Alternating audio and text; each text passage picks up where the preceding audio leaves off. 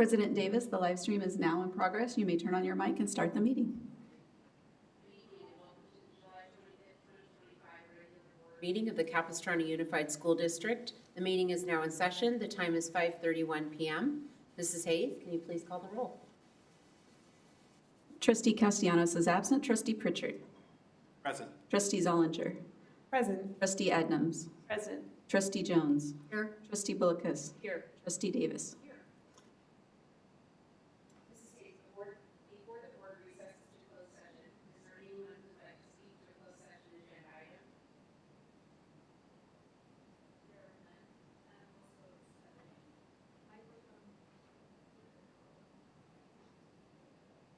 Are you having trouble hearing? Okay. It's the January 15th board meeting, and there are no speakers. Great. It's the January 15th board meeting, and we have no speakers. Thank you. Thank you. The board will now recess to closed session to address the following agenda items. A, conference with labor negotiators, CUEA, CSEA, Teamsters, CUMA, unrepresented employees. B, liability claim, 1 case. C, conference with legal counsel, anticipated litigation, significant exposure to litigation, 2 cases. Conference with legal counsel, anticipated litigation, significant exposure to litigation, 3 cases. E, conference with legal counsel, existing litigation, 2 cases. F, public employment and evaluation of performance, superintendent. The board will now recess to close session.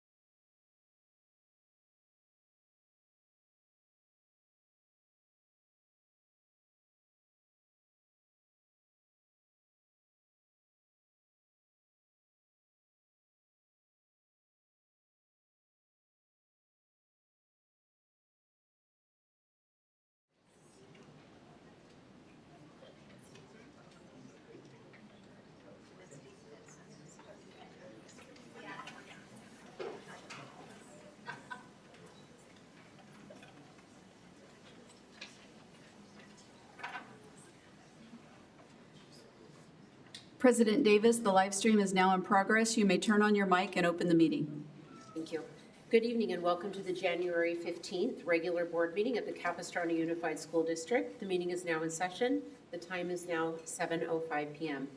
Please note staff has pulled the following items from tonight's agenda. 12A, public hearing notice. 13G, the amendment to purchase and sale agreement and joint escrow instructions. RMV PA3 Development LLC. And 13H, resolution number 2425-20 of the Board of Trustees of the Capistrano Unified School District approving final acceptance of real property and site acquisition for the proposed Rienda K-8 school project and delegating authority related thereto. Okay, Mrs. Hayes, will you please call the roll? Student Board Member Verando. Here. Trustee Castellanos. Here. Trustee Pritchard. Present. Trustee Zollinger. Here. Trustee Adnams. Here. Trustee Jones. Here. Trustee Bullicus. Here. Trustee Davis. Thank you. The Pledge of Allegiance will be led by Student Advisor Catherine Brando.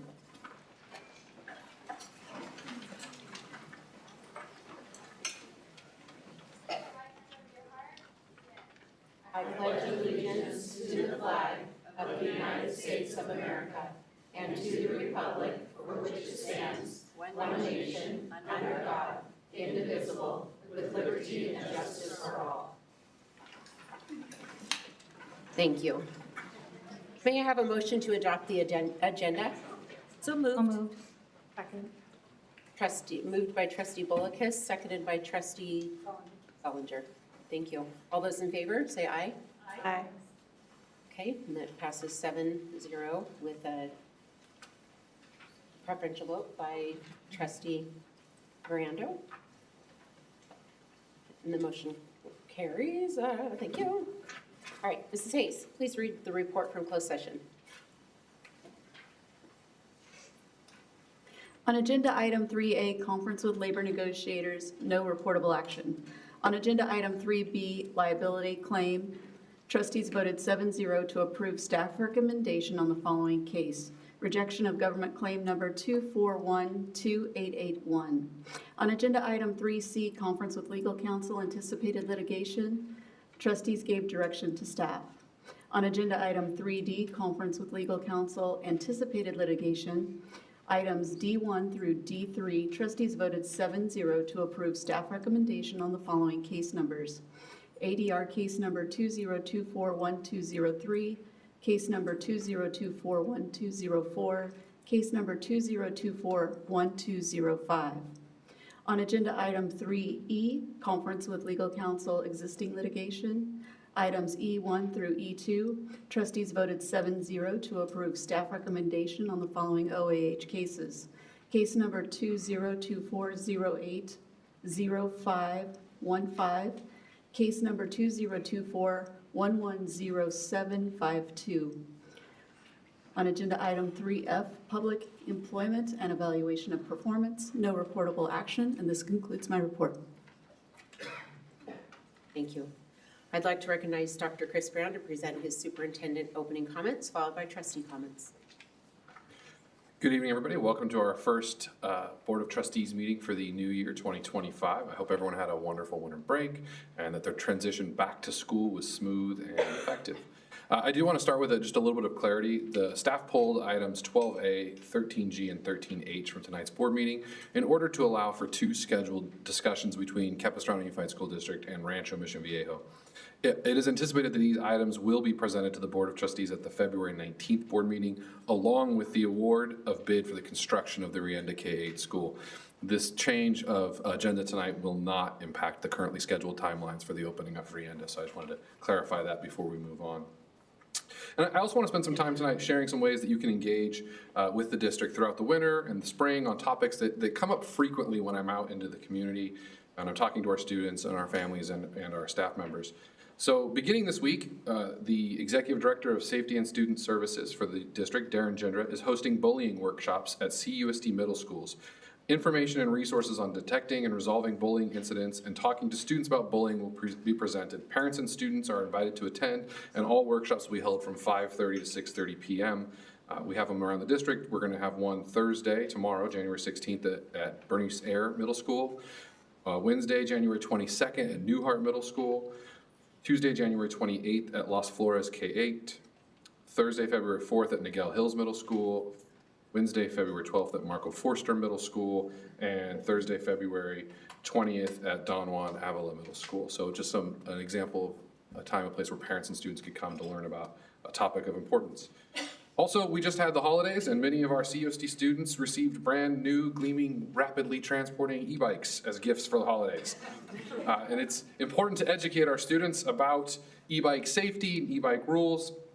So Officer Brian Kinsey from the CHP will lead 2 e-bike and bicycle safety sessions for students and their families, focusing on essential safety practices such as proper helmet use, understanding traffic signals, which for these 13-year-olds out there on the road is a big one, safe road navigation, etc. And these presentations are open to all district students and their families, so they don't require pre-registration if you want to attend. If your kid got an e-bike, if your kid's gonna get an e-bike, if your kid's friends got some e-bikes and your kid's riding on the back, which is probably not allowed, this is the session to come to so you can help talk them out of that. So we're having one from 5 to 6 p.m. January 28th at Newhart Middle School, and then March 19th from 5 to 6 p.m. at Shorecliffs Middle School. So we have kind of a northern and a southern region one.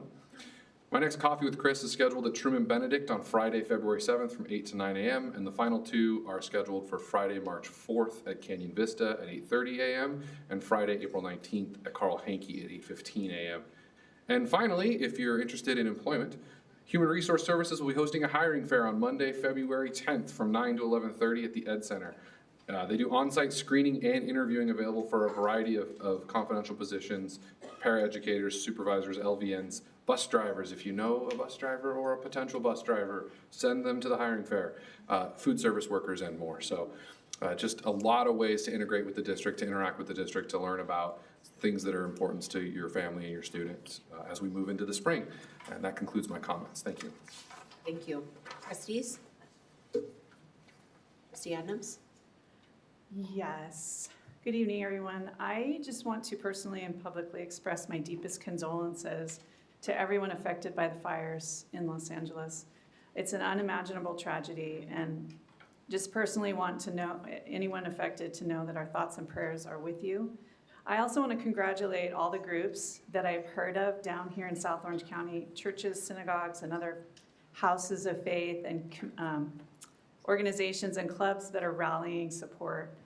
I know many of us at CUSD are looking for ways to come alongside the students and the families and the schools, and the incredible firefighters who have been working 24/7 to stop these fires. So just know our thoughts and prayers are with all of you, and I look forward to discovering ways that we can help as a district.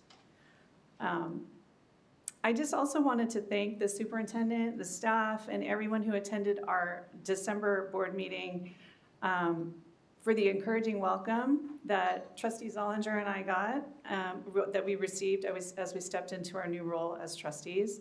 The staff has been incredible, and the celebration in the room was something I'll never forget. It's truly an honor to serve everyone in CUSD, and I look forward to working together and serving our entire community. Thank you.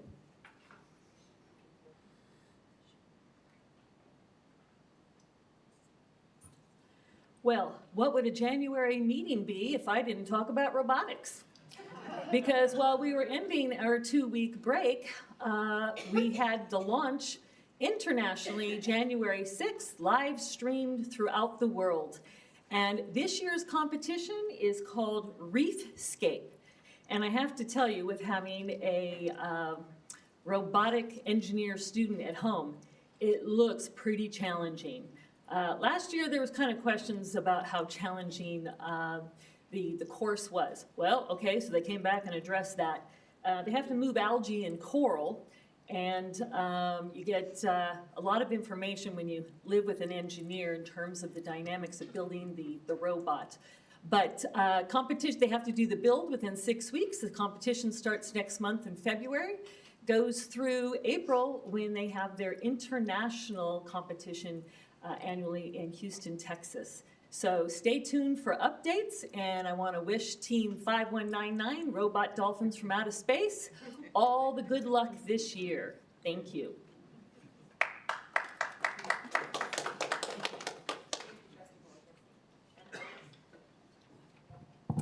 I would love to say something. I wish I had prepared something so eloquently as Trustee Adams. I haven't, but I do want to say I was able to join the CCA board at this last meeting, and little did I know, the very next day there was a board meeting and a graduation, and I thought, oh my word, what did I get myself into? And the next morning I'm at a graduation at Union High School as part of the board responsibilities, and I have to say it was remarkable. It was emotional. It was really incredible. They are doing wonderful things at that school. There was so much heart in everything that they did, and I was crying like a baby. I had never met any of these kids, and I thought, this is remarkable. They have turned a situation for some of these kids that maybe looked a little bleak into a wonderful celebration, and I was just so proud of everyone involved and the kids, and I'm grateful to have had that opportunity, and then went to the board meeting later that night and could see more of the heart involved. Our district has so many elements of it that I think I wasn't aware of. You know, as a mom with 5 children in the district, I wasn't aware of a lot of the things. So I just want to just point out that we have an incredible district, and there's a lot of pieces that we're unaware of, and I'm hoping as a trustee I can help. I think the district's done a great job. I don't know if I've been asleep or what, how I've missed it. There's no criticism here, but I hope that I can do a little reach out and help make some of these programs aware, or a lot of the parents aware of these remarkable programs. So. Thank you, Trustee Zollinger. And Trustee Jones? So, just very quickly, I went to the middle school volleyball tournament today at San Juan Hills High School. It was very enjoyable. It was, about a quarter of our middle schools, I guess. There's 2 more coming up. One will be at Tesoro on January 17th at 2 o'clock, and the other one is at Cabo Valley High on January 28th at 1 o'clock. They run until about 4. It's really exciting. These kids are, well, some of them are little 6th graders. Well, I shouldn't do like this. They're a little bigger than that. But some of them are pretty small. And I say that as a not very, somewhat vertically challenged person myself. But it was very exciting. And you know, I didn't even know any of these kids, and I was cheering for them all. So it was really interesting. And if you get a chance, you might enjoy going. I was glad that Trustee Bulkus did not talk, you missed your chance.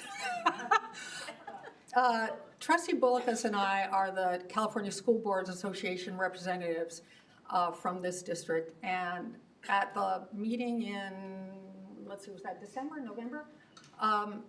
They talked about how many of the legislators are brand new and how few of them have any experience in education. And I said to Trustee Bulkus, we can fix this, at least in our own district. So last Friday, we had a meeting with our state senator for most of the district, not the entire district, Catherine Blakespear, who lives in Encinitas, but she also represents, I think, most of our district and part of Saddleback Valley District. We met with her and also 2 trustees from Saddleback Valley District and Superintendent Brown, and had an extremely productive meeting. I got an email from her district director afterwards saying that, she was really pleased with the meeting with the trustees. She found the information you all provided very helpful and insightful. And I think that it was. I think she's an extremely bright woman, but if you don't work in education in California, you have no idea. And I know some of you are very involved in PTA or whatever. Some of you are teachers. You do know a lot, but truly legislators in many cases do not. And I think there were a couple times where we explained the way something worked that she was shocked. But Sacramento makes decisions for us really in a vacuum. and their decisions are not evidence-based. They're not saying, oh, well, we know that if we spent $34 more per student, this would happen. They don't know. They often believe it, probably always believe it, but they don't know. So we talked to them about mental health and what issues we see in mental health in California. We talked about special education. We talked about the LCAP, the Local Control Accountability Program, and the LCFF Local Control Funding Formula. Many of which things she knew almost nothing about, and I think it was really, really valuable. We were delighted to get over an hour with her. She also came out into the boardroom afterwards where the PTSA Ledge team was meeting and spoke to them at their request for a little while. She knows her stuff. They were asking questions from, maybe only a quarter of the questions were on education. They were going back and forth on topics all over the place, and she knew her facts about all of these issues. I was very impressed with her, and I think she was impressed with us and how much we knew and how much she didn't know. I think it was really, really helpful, and go ahead. And how much we care about students. One of the things I said to her is, we have all these rules that Sacramento imposes on us. I don't believe that there's a district in California that doesn't want its kids to succeed. But you don't act like we do. You don't act like you trust us. You just give us more rules. I think it was Superintendent Brown said that a meeting he went to with a legislator, one of the superintendents brought in all of the reports that their district had to produce every year for the legislature. It was 7 boxes of reports. Yeah, so, I think that maybe we can do a little bit to start getting this to not continue to happen. Trustee Bullicus is in the process of setting up a meeting with Assemblymember Sanchez, who is over Mission Viejo and Rancho Santa Margarita. We're going to meet with Lori Davies, who represents a good part of the district. I've spoken with Lori about it. She's really interested, and we'll meet with all of them. So I think we will start making some headway, at least with the legislators in this area, explaining to them about the environment we operate in, because it is not what most people think it is. Thank you very much.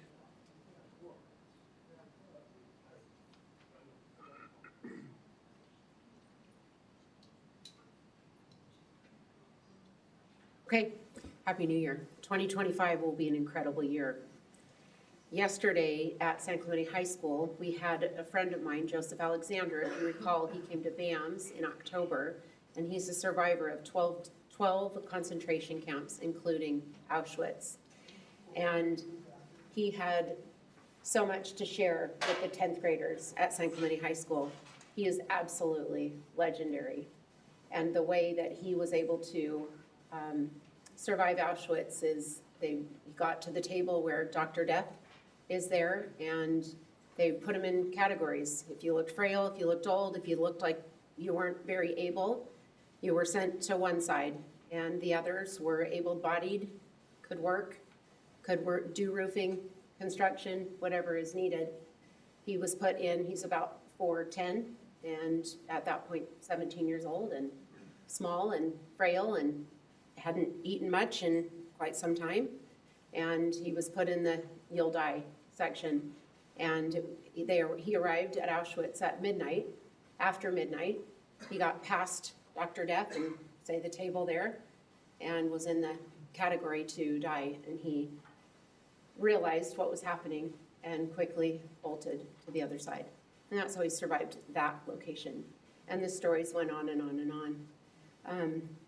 It's such a reminder to me about how important it is that we take time to learn from our parents, our grandparents, our great-grandparents about their stories and what everyone has experienced in life, because everyone is writing their story. Everyone has a story to tell, and it's important that we share those stories with our children and our families. That being said, there is much to happen. I also was able to attend Union High School's graduation, and what an honor it is to see the growth and watch as they are students that graduated early, that likely came to Union with less credits. And Dr. Urbis ran that school for a number of years, and grateful for the work that happened there, and Principal Kimberly Jenkins is leading the work there now at this time. So little shout out to Union. And before we proceed with today's agenda, I want to take a moment to express my heartfelt sympathy and support for the individuals, families, and communities in LA County who have been affected by the devastating fires. As a neighboring district, we share in the grief and concerns for those facing loss and hardship during this tragedy. We're aware of a number of schools that have burnt to the ground and what that looks like and what it takes to build a school, let alone build a school, a community, families, and all that is required. Our hearts go out to everyone that's impacted as we work with families and students and educators who are navigating this incredibly difficult time. And I just want to remind our community that our superintendent and our district works very closely with the Orange County Fire Authority, our Orange County sheriffs, to ensure that the fire safety measures within our own school district are being fully implemented and adhered to. The safety of our students and staff is our highest priority, and we're committed to taking proactive steps to protect our communities. Additionally, I want to extend a warm and compassionate welcome to any students and families, and those students and families that have relocated to our communities and district. We're ready to support them with open arms, providing resources and care as they need to transition and heal during the time. One of the ways our community in San Clemente has welcomed families is to find the things that children love, their books and their animals. And I learned what special jellycat animals are. I learned that in the last week. And as we began searching for an octopus and a bunny, as those were really special to a family friend and their child. And we've heart attacked homes and dropped off notes and letters and food and clothes and furniture and gathered things to help make a transition more comfortable and more inviting and feel more like home. I mean, one friend that had didn't lose their home, and they were on a street of, I think, 15 homes on their street, and their home was just recently remodeled, and it had been very fire retardant, and it survived. But imagine, I mean, the gratitude they felt that their home survived, but all of their neighbors and their friends did not, and what that looks like. So anytime we can provide meals and clothing and extended care and love goes such a long way. As I was at a friend of a friend's home that was joining our community. From there, I ran into our local mailman, Kevin, and I told him what we were doing, and I asked him to come and sign because we made a bunch of hearts and put them in a Ziploc and Sharpies, and people came by and signed and put it on their garage as a welcome. And he's like, what do I even write? And it was great because he will be their community mailman, and so he was able to extend some love and share that too. And I just wanted to remind us to continue to hold all those affected in our thoughts and commit to being a source of strength and a support for one another, those that have been in tragedies, and we never know what anyone's going through.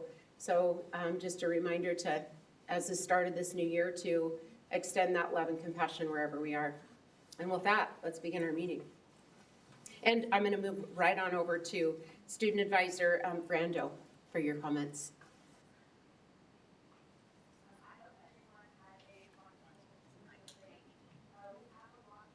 Including winter. You might have to use Trustee Castellanos' mic. Okay. Test? Okay. I hope everyone had a wonderful winter break. We have a lot coming up at our schools, including winter formal at our high schools in the next couple of weeks. And winter sports, including basketball, soccer, wrestling, and girls water polo, are in full swing. Many of our schools have organized donation drives to support the fire victims in Los Angeles. And despite this challenging time, it's been inspiring to see how our schools have come together to help our community. Lastly, 8th graders are starting to think about high school, and our high schools are hosting showcases in the next month. Last week, I had the opportunity to attend the Superintendent Advisory Board meeting where we talked about issues like teacher hiring and retention. We also discussed whether decile ranks should be included on student transcripts and whether students should have access to them. It's a topic that's especially relevant as many of us prepare for college applications. I also had the chance to visit Marco Forster Middle School during their PACE tutorial session. I enjoyed meeting with a diverse group of students from all different groups on campus. They shared their excitement and curiosity about transitioning to high school, and we discussed ways to foster a positive school community and support their academic success as they make that transition. Lastly, I'd like to congratulate the Activities Director of Lisa Nagel High School, Mrs. Carrie Ross, for receiving the Bob Burton Spirit Award from the California Association of Directors of Activities. Mrs. Ross has brought positive change to the school in just 2 years and is very deserving of this recognition. As we move into the second semester, I'm excited about the opportunities ahead and the conversations we'll have to continue to support all of our students. Thank you. Thank you. And we're moving on to oral communications. The time for oral communication will be 20 minutes. Mrs. Hayes, do we have any speaker cards? And how many do we have? We have 9 speaker cards, so per board policy, I will set the timer at 2 minutes per person. Our first speaker is student Louisa, and I'm going to call you up and have you line up in the order that you presented your cards. The first card speaker is Louisa, followed by Ron Torres, Mary, Courtney, Stacy Nelson, Andrea Manning, Stephanie Dugas, Pam, and Martha McNicholas.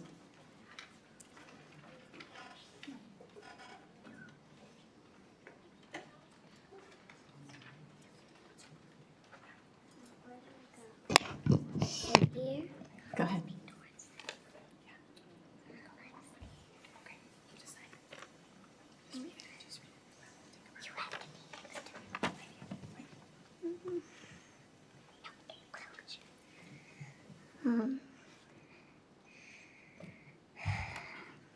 Hi, I'm Louisa, and I'm in 4th grade at RH Dana, and I'm so glad that my teachers put in so much time to give me and all the other kids at my school a bilingual education. I'm especially grateful for having a bilingual education because my dad is a native Spanish speaker, and without it, it would be harder for me to communicate with him and the rest of my family. With that being said, I love my teachers and all they do for me, and I think it would be awesome if there were more bilingual schools in our district.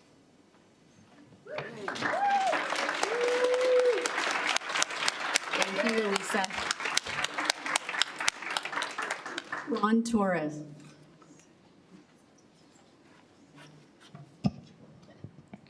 Gosh, good evening, board, and thank you in advance for your time and attention. I'm here with a coalition of parents and teachers that want to address the decision to close the Mary Ann Bergeson pre-K for the 25-26 year. We feel that there was poor communication on the threshold and enrollment cutoff dates for the 25-26 consideration. There's many things that I've given to the board that wanted to go over. I'm not sure I can get through them in 2 minutes, but how we got here, we feel that there was a commitment to the Mandarin immersion pre-K. CUSD made a formal commitment to establish and maintain a Mandarin immersion pre-K as a feeder program to the Mandarin immersion program. This program was supported by elevated monthly fees to cover Mandarin speaking teacher and TAs, a model successfully implemented for years. There was a failure to staff. CUSD failed to secure Mandarin speaking teachers for the program and filling these roles with an English speaking staff instead, although Ms. Martha is a fantastic teacher. The district then reduced the monthly premiums to reflect this staffing change, and the transition of Bergeson pre-K to English instruction was then done by default and without meaningful communication or coordination with the MIP program. Many of the MIP parents feel that the district did not take adequate efforts to recruit Mandarin speaking teacher or involve stakeholders in the decision-making process. Worse yet, last year, parents interested in MIP were discouraged from enrolling their children in the Bergeson pre-K as they were told it was no longer Mandarin focus. So Bergeson Pre-K's role as a feeder program, despite these challenges, Bergeson Pre-K remains the intended feeder program for MIP with Mandarin-speaking TAs, Ms. Connie, who's also here with us, filling critical roles, and Ms. Martha filling the English teaching portion. Parents have demonstrated their commitment by maintaining enrollment. So there's a value of MIP to CUSD. We understand the district's financial challenges, especially post-COVID. However, it's essential to recognize. Thank you, Mr. Torres. Our next speaker is Mary from Dana Point. You're welcome to email your comments to the board as well. Will do. Thank you. Good evening. This is kind of a comment. This is kind of, Set the time. Please hold your applause so that other speakers have the opportunity to speak. Thank you. thank you. This is a comment based on what Trustee Jones was saying about the laws. The new laws for 2024 that are supposedly making California safer, there's a total of about 100 new laws. In 2022, we had 40,774 laws, according to CaliforniaMatters.org. In 2023, they added 2,100 more laws. California is #1 in laws, according to Mercatus.org. Most states average 135 laws, according to news.com. And my point is, why do we have so many laws? The question is, does it really make us safer? Does it make our schools safer? I was a teacher for from 1970 to 2010. My husband and I both put in 70 years total in Orange County.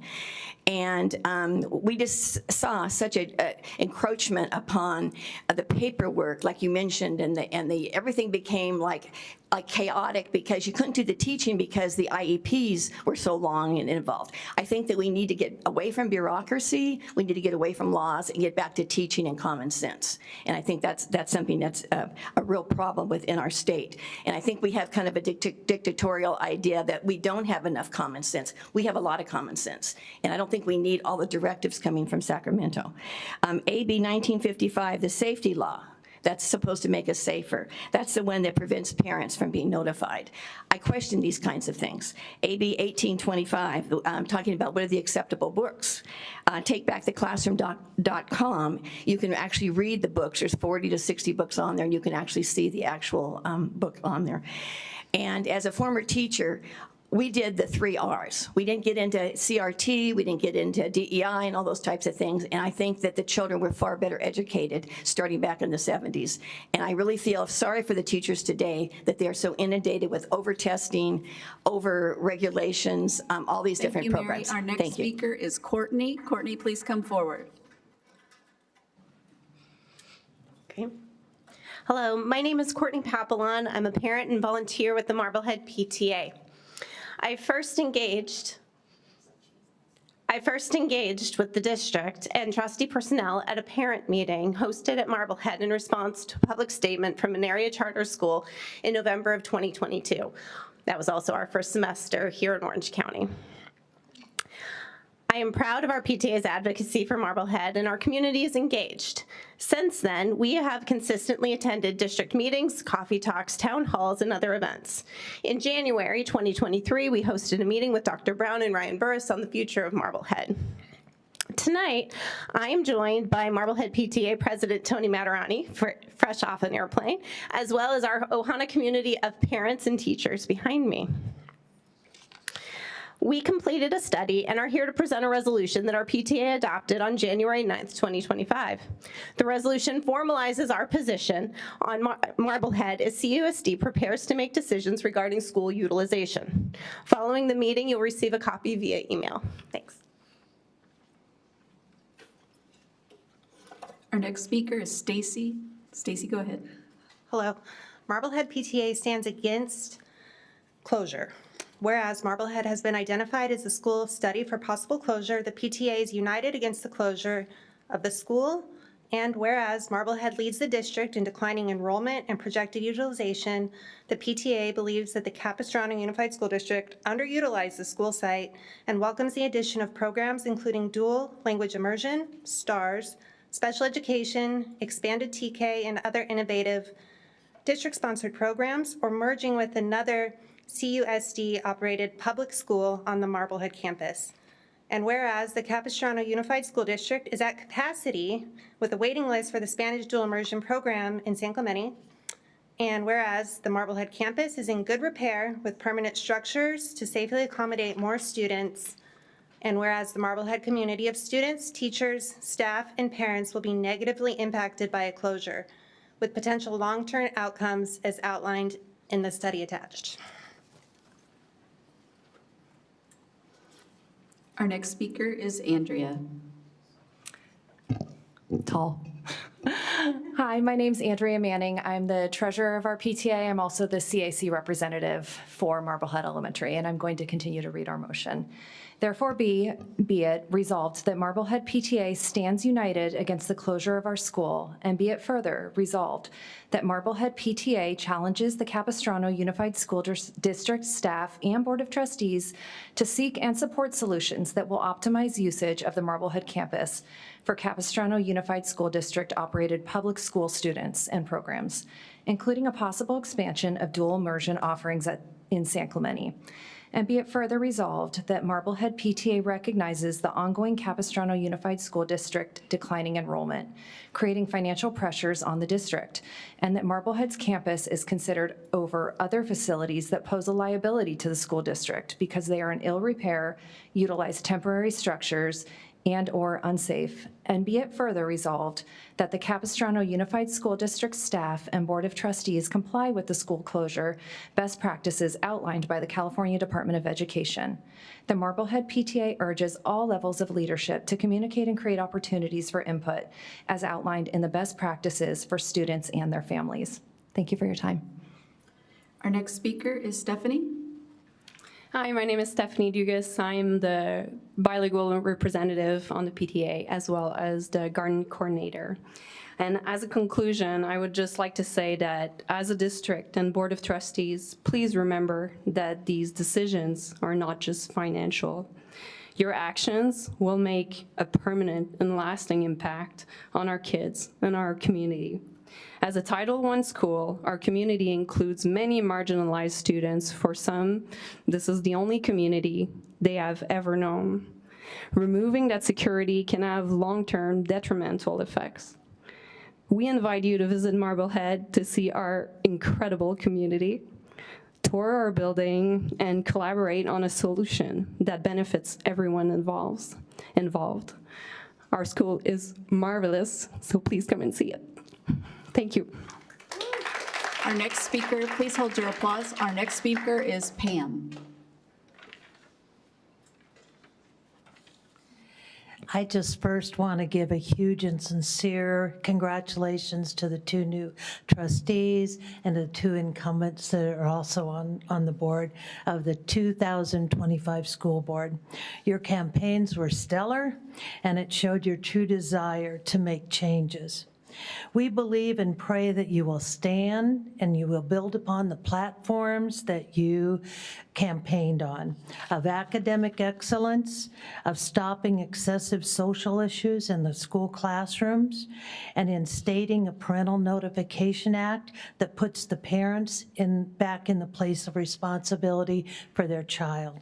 Please know that you're being prayed for and that you will be given assistance as you forge ahead. Thank you. Our final speaker for oral communications is Martha McNicholas. Good evening, trustees. I'm here representing the Dolphin Foundation at Danny Hills High School, and hopefully you all got one of these flyers for our, oops, okay, they're coming. You will be getting a flyer for our second annual chili cook-off, Chili's for Charity. This is in support of the Dolphin Foundation. It is Thursday, January 30th, the day after your next board meeting, so I don't think there's any board schedule, so no excuses. This is our second annual, and I have it on good authority. There will be possibly 2 of our high school principals in competition at this, one defending his third place outing last year. So we hope to see something there. It's going to be a fun evening. There's games and prizes, and all funds go towards facilities project at Danny Hills High School. Hope you can make it. Love to see you there.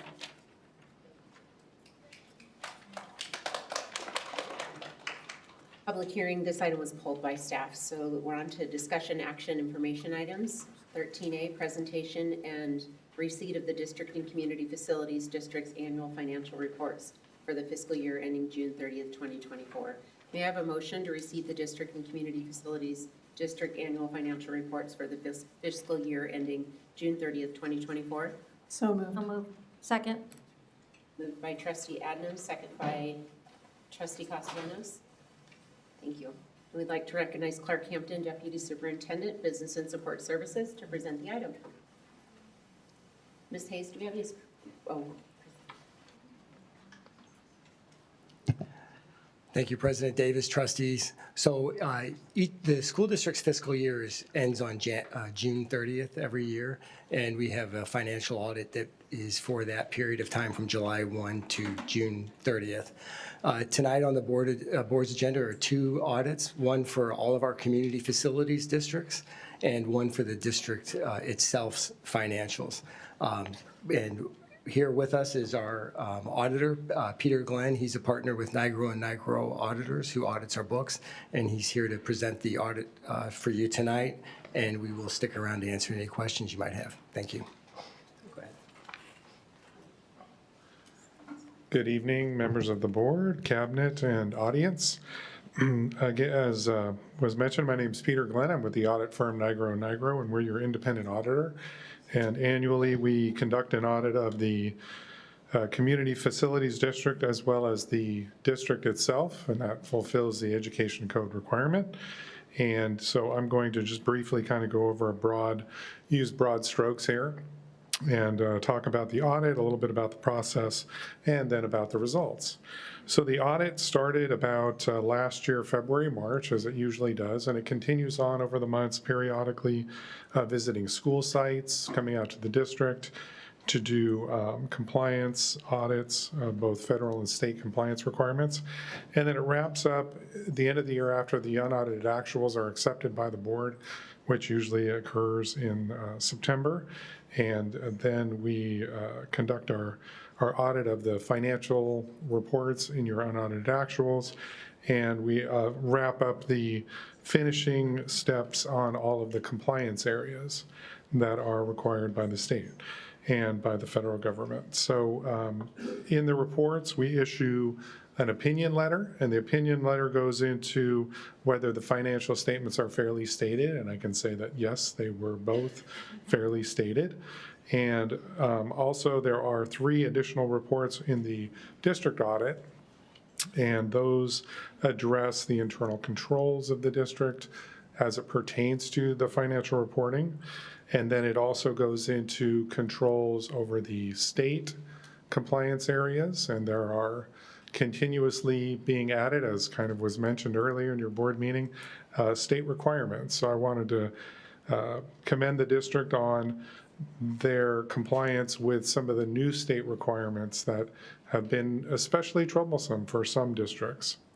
And then finally, the federal compliance, where there was a finding noted, and that has a recommendation in there as well about some of the processes in the particular program that was audited, which was the IDEA program. And then there were some recommendations at the very back of the report, as there are usually always when it comes to ASB, just some minor things that can be improved. So kind of in closing, I would just like to thank, on behalf of Jessica Berry, who is the partner on this audit, and the entire Nigro team. We wanted to thank the district for their cooperation during the audit process. And if there's any questions, I would be happy to answer those. May I have a motion to receive the district and community financials? I have some questions. Kidding. Ms. Hayes, do we have any speaker cards on this item? Okay, thank you. Davis, I have some questions. Okay, being there's none, let's move on to trustee discussion. Go ahead. Okay. So in the main audit report, not the CFD audit report, I'm kind of just curious about this. I think it was in note 1 or note 2, you mentioned that the district does not have a policy for custodial credit risk for deposits. Is that kind of a normal thing not to have a policy for that? It seems a little minor to me, but I was just sort of curious. Yes, it's not uncommon, and you're referring to the cash note and the uninsured, probably cash notes that are at the bank. I read the audit report a few days ago. I actually do read audits. Very good. I'm a strange person in that regard, and I don't remember anymore. Yeah. But it was note 1 or note 2, I think. Yeah. Okay. Page 34, I can see it here. Yeah, it says none of the district's bank balance was exposed to custodial credit risk because it was insured or collateralized with securities held by the pledging financial institutions. Yeah. Okay, and so not having a policy is not unusual. Not the end of the world, right. not unusual, no. And then you made an interesting remark about the state requirements cause a need for audits. My assumption is that a larger district is going to have more complex reports, and the cost of the audit is greater. Any situation where something is bigger is going to result in more cost. So I assume you've been doing this for a little while. You don't look like you're a teenager. Sorry. What would you say the difference in the audit requirements and the cost thereof, or the time involved in it in school districts, is the change from, say, 15 years ago to now, or whenever you began doing school district audits? Well, we've definitely seen a much larger emphasis in state compliance requirements. I would say they probably, since I started, maybe not doubled, but probably increased by a third, over the number of requirements and the number of audit steps that are required. You could go back if you wanted and look at, it was 2011, by the way, when I started. And you could look at the, the state audit guide there and then compare it to now. And you would see probably an additional, I would say, 30% or so steps, yeah. So the chances are that the cost of doing the average school district audit has doubled since. I don't know if I would say doubled, but sorry, yeah. Something like that, approximately. We're not going to not pay based on your conversation. So since 2011, you think that the cost has probably just about doubled? Well, I'm not going to say that, and there's a lot of factors. I mean, you've got inflationary pressure on salaries, all that just pushes. Everything is definitely an upward pressure, and the increase in compliance, not just from the state, but also from the Governmental Accounting Standards Board, which also requires, like your pension notes, those didn't used to be in there, your open notes, those didn't used to be in there. So yeah, everything is just pushing it higher and higher. Okay, all right, well, thank you. I just, this will be something that I will be mentioning to legislators. Thank you. Okay. Any additional questions or comments? Trustee Bolkus. I have a question. Although you might have some input, but it might be more specific to Philippa. In reading the report, we're very good, and we've done our improvements. One of the challenges that always remains, in my understanding, is at a lot of school districts, is the ASB. And I do recall from last year, it was just last year, about changing that there was less cash handling, and I read that we've had turnover in terms of who, I think in the middle schools, the office manager actually oversees that, but in the high school, we've got the activities director. Other than doing the trainings and all, is there something else that we should be particularly working on? And to your position, anything you know from other schools that has really worked for them, maybe some kind of system? Or is this just always going to be a challenge? So we did speak to OCDE today, and they, you process, got to get used to it. So we did speak to OCDE today. They did hire a person specifically to help districts with ASBs, Elizabeth McMillan. And one of the things she is presenting to schools, to their ASBs on behalf of OCDE, is cash handling. how they should count money, how they should transport money to the district office, how they should document their cash procedures so that they keep themselves safe and keep the money safe. So that's one of the things we're doing. We also did implement a district audit position where the staff member does go out to each school site that has an ASB and works with that ASB clerk, and also does spot audits as they're there. Thank you. I know it has improved, and we always have to stay on top of it. I just wondered if there was some big thing we were missing, but training is always key. Thank you. Thanks.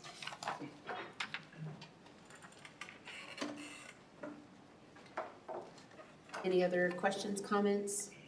Okay, with that, all in favor? Aye. Any opposed? Nay? Okay, one nay. All right, with that, we have the motion carries 7-0 with a preferential vote of aye from the student board member Brown. Okay, we'll move on to 13B, the governor's January budget proposal for the fiscal year 25-26. This is an information-only item and no board actions necessary. And we'll recognize Clark Hampton, Deputy Superintendent, Business and Support Services, to present the item. Thank you, President Davis, trustees. So this is the governor just released his budget proposal for next year for 25-26, which won't go into place till June 1st of next year. So this is the very first step in the state's process for establishing a budget. Speaking back to the last item about the audit, as far as the increasing oversight that the state requires for school districts, and that usually all comes from something goes wrong, then they implement something to fix it. So there's lots of oversight on how school districts spend their money. We've come a long way from last year when the governor's proposal was predicting a $40 billion deficit for this year. That didn't come to fruition. His proposal for next year is a little bit more, I'd say it's more kind of boring. It's just pretty back to the basics, nothing dire and scary. But it also speaks to the volatility in school district funding, which you'll hear more about over time, especially with the new trustees. That's one of the struggles for school districts is California school funding volatility. So it's the ups and downs of that. So one change that the governor has proposed is to increase the rainy day fund for school districts from 10% to 20% reserve levels. So that's something you'll be hearing more about as well. And I'd like to now introduce Philippa Townsend to give you more of the details of the governor's budget proposal. And staff is going to a school services conference next week to hear more details. Thank you. Thank you.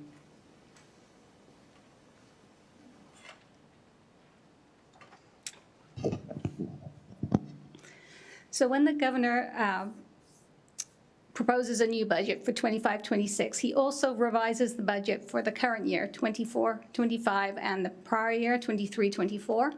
So for the Prop 98 guarantee in the current year, the budget establishes a funding level of $117.6 billion for the Prop 98 guarantee, which is $1.6 billion lower than the estimated level of $119.2 billion.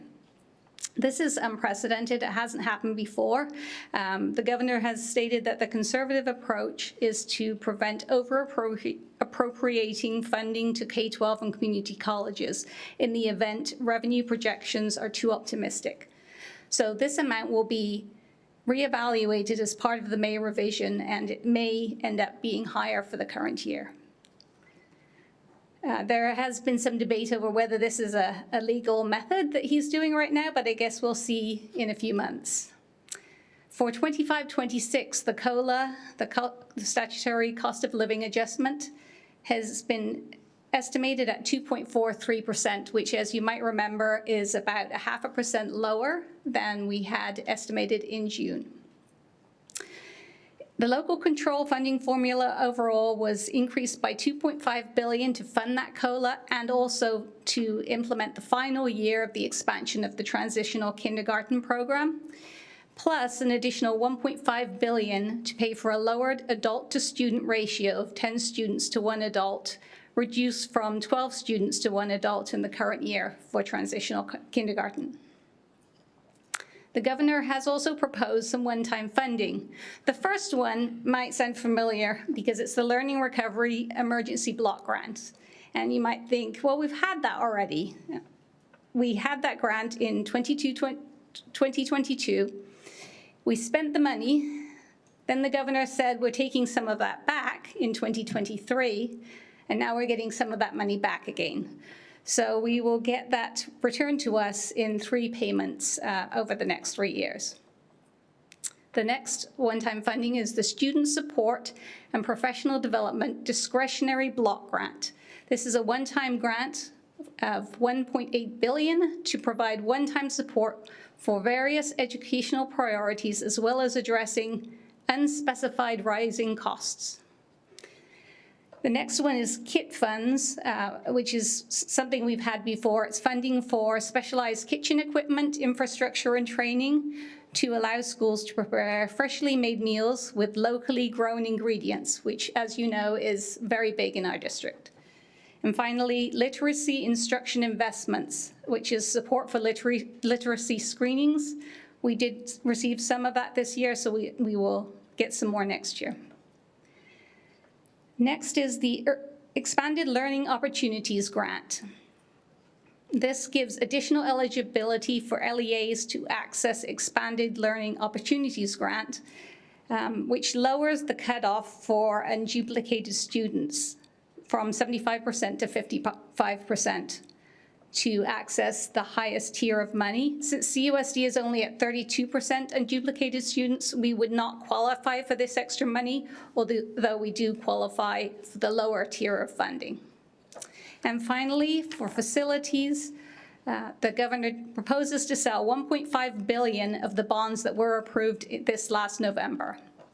This is just an initial look at the budget, and we will get more details next week.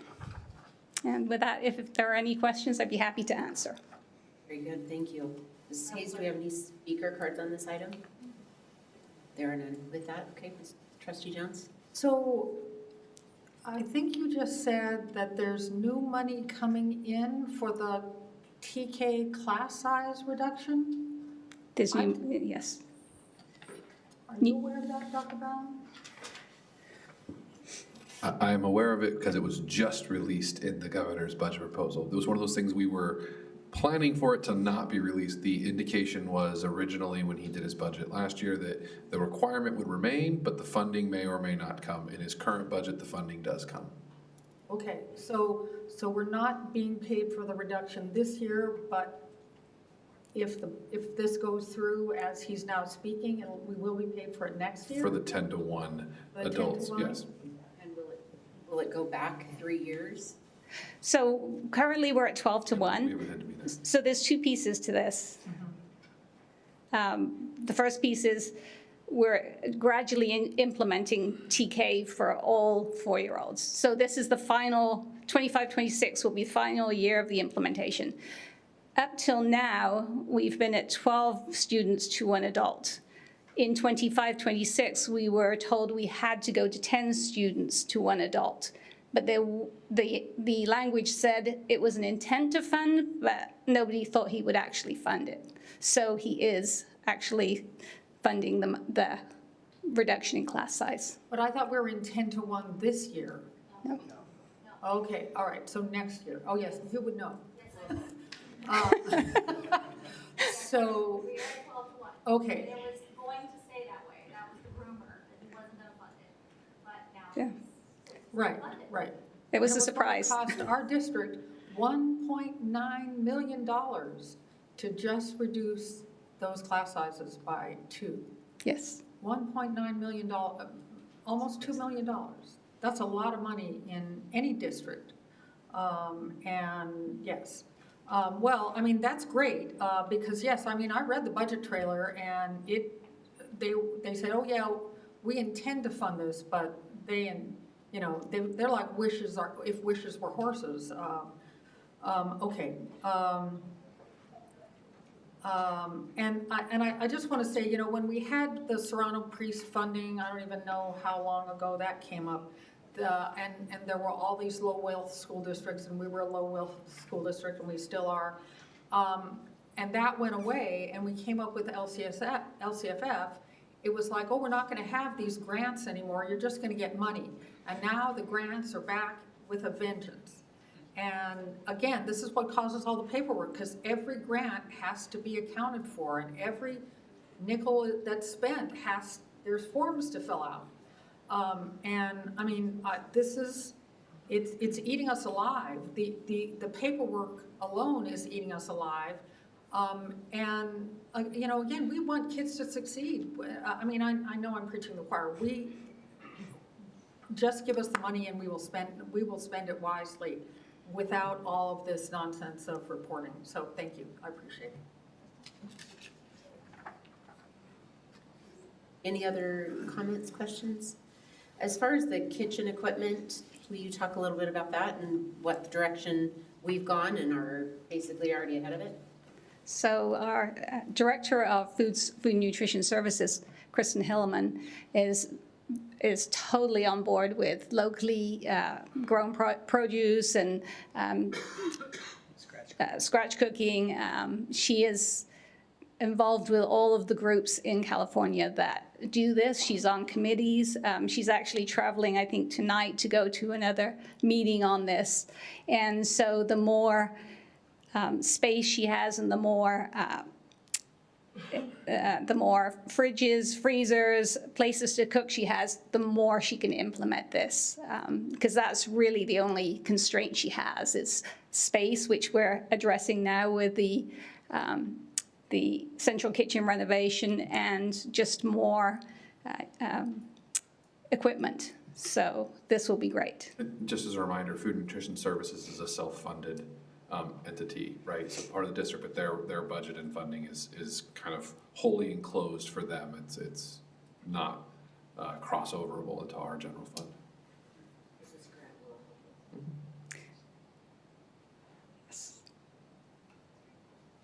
Okay, thank you. This is information only item. Thank you. Okay, we'll move on to 13C, Charter School Dashboard Performance.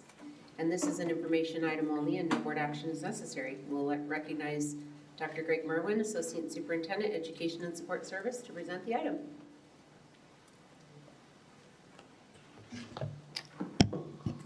Thank you very much, President Davis and trustees. Staff presents item 13C, Charter School Dashboard Performance for 2024. This is an annual presentation that we share with you to provide this information after the state releases their updated dashboard every year. As a follow-up, you'll recall December 18th board presentation where we shared our district's dashboard. And tonight's item will focus on the charter schools within our district boundaries. Assistant Superintendent Dr. Carrie Johnson will lead the presentation for you this evening. And Dr. Johnson, you may proceed.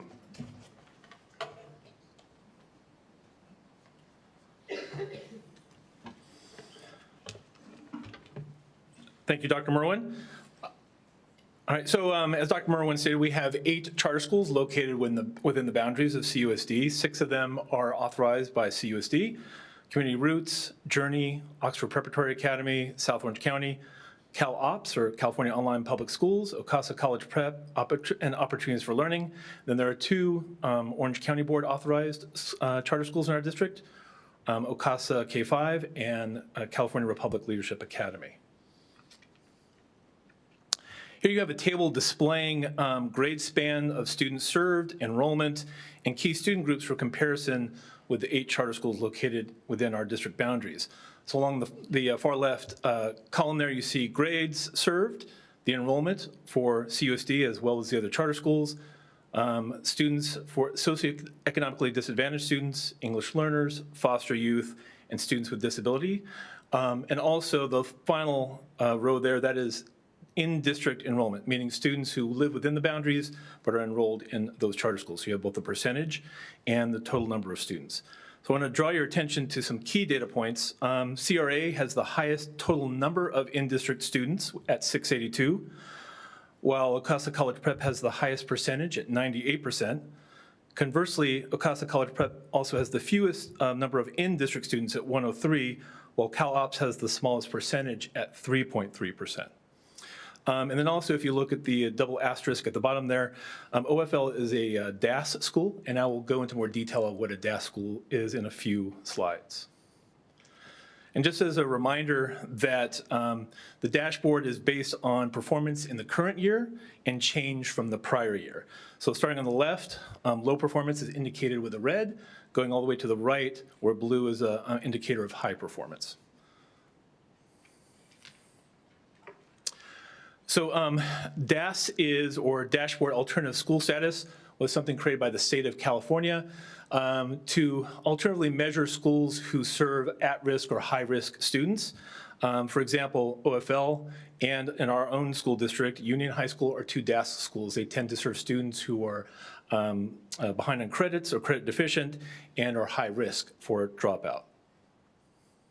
Unfortunately, so back in 2017 is when the state of California created this designation, but the federal government denied the waiver of the DAS assessment. So that means that even DAS schools are measured based on the same measurements or same indices that all other schools in California are measured on. So the first indicator we're going to look at, our first academic indicator, is English Language Arts. So this is a measurement of student performance based on distance from standard on the Smarter Balance Assessment in English Language Arts. In the upper left corner, you see the overall California performance score, which is orange. So overall, California was 13.2 points below standard. And then on the table, you see going from left to right are our charter schools range from highest performing to lowest performing. The exception is the last two in gray. The reason those two are in gray is because they have more than 11 students, but fewer than 30, so the state does not assign a color code. So I don't want you to think because they're on the right-hand side, they're lower performing, there's no indicator color assigned to them. So OPA and OCASA K5 are designated as blue, CRA and Journey are green, CalOps and OCASA College Prep are in red.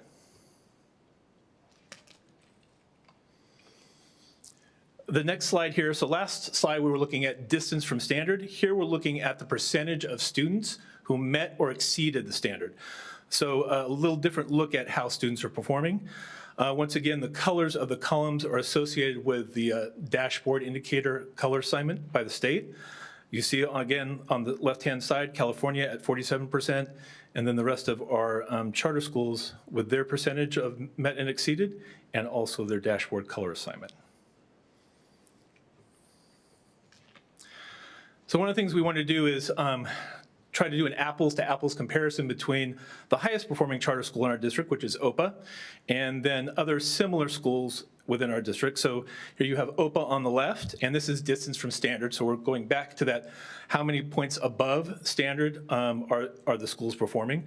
So OPA is at 87.1%, and Castile, Chaparral, Ladera Ranch, Oso Grande, and Wagon Wheel are all similar schools. Now, they're not exact match, but they're a very close match to OPA. And as you see, Chaparral outperformed OPA at 89.1 points above standard. Next, we're moving on to the academic indicator of mathematics.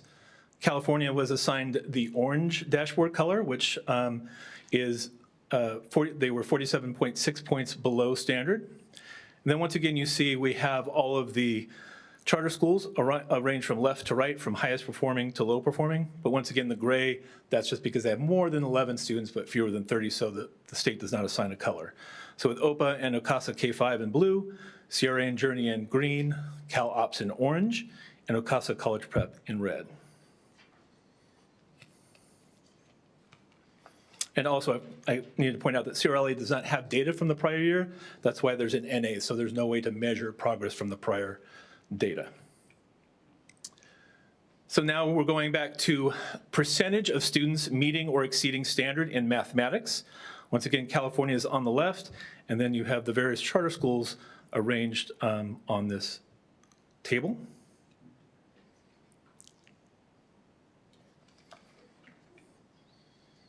And then here we are with a slide going back to distance from standard, but trying to do an apples-to-apples comparison. Once again, the highest performing charter school in mathematics is OPA at 74.5 points above standard. And then you see the other similar CUSD schools. One thing I would like to point out is that I look back over the charter dashboard over the last couple of years, and OPA has gone up progressively. And luckily, I have some inside information. Their former principal now works for us, and I asked about that. And so 4 years ago, they actually adopted classroom mathematics by iReady, which is the curriculum that we've adopted and started implementing this year. So I know that we already had a strong foundation in cognitively guided instruction, and now with a really robust curriculum that our teachers really deserve, I predict that we will have an increase over the next couple of years as well. So now moving on from the academic indicators, we're looking at the English Learner Progress Indicator, or ELPI. This measures the percentage of students, English learners, who are making progress in English proficiency. So instead of distance from standard or met or exceeded, this is the total percentage. California as a whole, were 45.7% of students were making progress, so indicated as orange. And then once again, only one of our schools actually had more than 11 but fewer than 30 students to report out, and so that Cal Ops is in orange. CRA, Journey, OCASA CP, College Prep, and OPA, more than 11 but fewer than 30, so there's no change from the prior year. And then as you see for OCASA K5, CRLA, and OFL, they actually had fewer than 11 students, and so for privacy issues, the state does not report any actual numbers.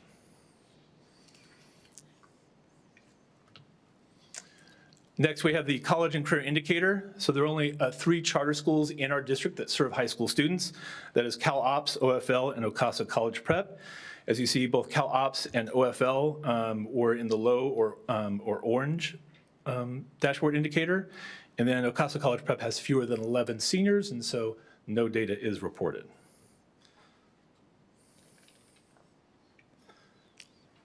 Then we move on to chronic absenteeism. So once again, this is only a measure for K-8 students, and this is the percentage of students who are absent 10% or more of the instructional days that they were enrolled. California was at 18.6% chronically absent. OPA is in the green with 7% absent, and then going from left to right, CRA and Journey are in orange. I'm sorry, in yellow. OCASA College Prep and OCASA K5 are in orange, and Cal Ops is in red. I do want to point out that Cal Ops is actually an online independent study program, as well as OFL. And CRLA and OFL are once again in gray because CRLA has fewer than 30 students, and so only reports out the current status, but not a comparison from year to year. And OFL had fewer than 11 students in K-8. For graduation rate, once again, only have 3 charter schools in our district that serve high school students. Cal Ops was in green, OFL was in red. But once again, remember, OFL is a DAS school, meaning they serve at-risk or high-risk students. And then OCASA College Prep, fewer than 11 students, so no data is reported. And finally, suspension rate. This is actually an indicator where the state wants to see a lower percentage, right, not a higher percentage. The idea is we want to suspend fewer students, and it represents the percentage of students who are suspended for at least 1 day. So even if a student is suspended multiple times, they're only counted once. So you see, once again, moving from left to right, in blue we have Cal Ops, OFL, OCASA K5, and then in green, Journey, OPA, and OCASA College Prep, and then CRA in orange. And then CRLA, once again, fewer than 30 students, more than 11, and also they didn't have data from the prior year, so that's why you see an NA. Finally, once again, we have 3 schools, charter schools in our district that serve high school students, and high schools tend to be WASC accredited. So WASC is an accrediting agency saying the diploma that students receive actually means something and can get you into college or into the world of work. So the traditional assignment of WASC accreditation is a 6-year cycle with a mid-cycle revisit. So Opportunities for Learning is accredited for 6 years through 2028 with a mid-cycle report this school year. Cal Ops is accredited for 6 years as well through 2028 with a mid-cycle in-person visit this year. And then OCASA College Prep is on probationary accreditation status through 2026 with a 2-day visit scheduled for this year. And finally, why is this information important specifically for charter schools? So the state a few years came out with new ways to categorize charter schools in preparation for renewal. So charter schools are either assigned high, middle, or low performance status. So high, a charter school is assigned high if they have blue and green across all the dashboard indicators, like the ones we just went over. Then I'm going to skip to the bottom bullet there. They're classified as low if they have red and orange across all dashboard indicators. And then they're put into middle if they don't fall into high or low. So these performance indicators have to be over 2 years prior to the next renewal. So it's not just a 1 year, it's a 2-year process. With that, I'd like to turn over to President Davis and trustees for any questions. Thank you. Ms. Hayes, do we have any speaker cards on this item? We have 2 speaker cards. I would ask Dr. Julie Bedell-Schubert and Jessica Newbern to please come forward. Dr. Julie, you'll be first. Go ahead. Thank you, Madam President and trustees. Thank you for the opportunity to share about the joy-filled learning experiences and environment found at Orange County Academy of Sciences and Arts Elementary, otherwise known as Ocasa Elementary, which is located in Laguna Niguel. My name is Dr. Julie Bedell-Schubert, and over the last 34 years, I've had the pleasure to be an educator, with the last 5 serving as the principal of Ocasa Elementary. At Ocasa, we recognize every child is on a different academic, social, emotional, and behavioral path. We take each child from their place on these continuums and move them forward by providing interdisciplinary instruction designed to support individual student growth.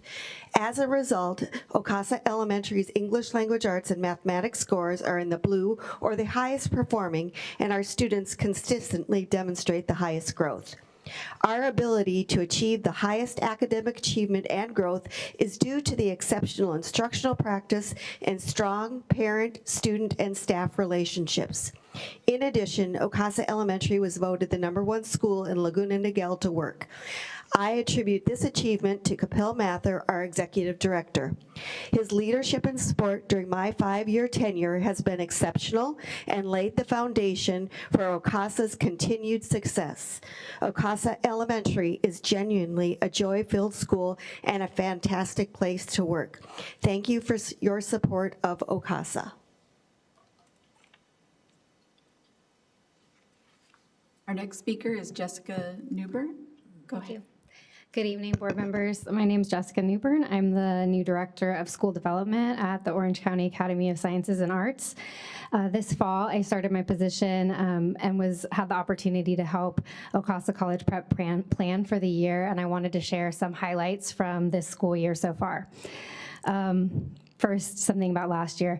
Last year, our senior class was small but mighty, as you saw that it was redacted on the dashboard, but all of our seniors graduated with acceptances to CSUs or UCs or both, and we are on track for that as well this year. Using Star 360, we are monitoring student growth really closely this year, and after our winter administration, we were really excited to see all our students on track to meet their growth goals this year. At Ocasa College Prep, we're really proud of the individual support we provide for students at a small school, and they receive weekly mentoring from our teachers to support them with their academic goals, as well as making sure that their school experience is tailored to them and connecting to their personal needs and interests. And this individualized support really benefits our substantial proportion of students with disabilities. Our students additionally receive hands-on learning through Project Lead the Way courses and field trip or field study experiences. And students this year have already had the opportunity to get into the community several times with field trips and are participating in several Project Lead the Way classes, including design and modeling and app creators that are super engaging for them. They're really excited about those. And we're just off to a great start and want to say that we appreciate your support. Thank you. Thank you. Trustees, discussion?